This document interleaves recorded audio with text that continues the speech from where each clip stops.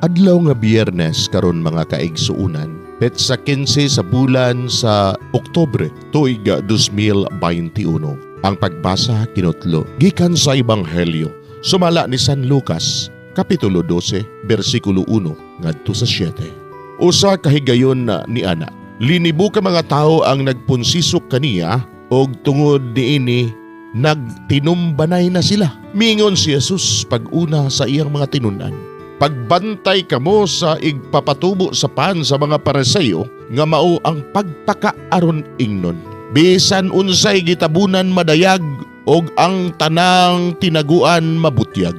Busa, bisan unsay inyong gisulti didto sa ngitngit, madungog diha sa hayag. Og bisan unsay inyong gihunghong didto sa tinakpan nga lawak, isinggit didto sa mga atop sa kabalayan.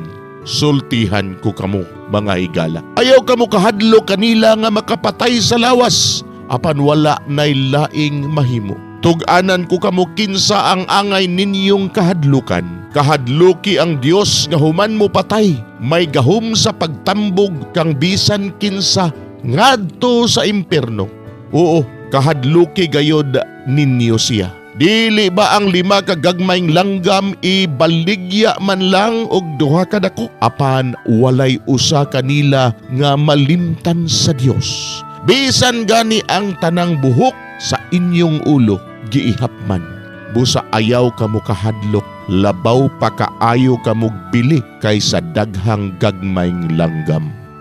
Mga igsuon, ang Ebanghelyo sa Ginoo. Daygon ikaw, O Kristo.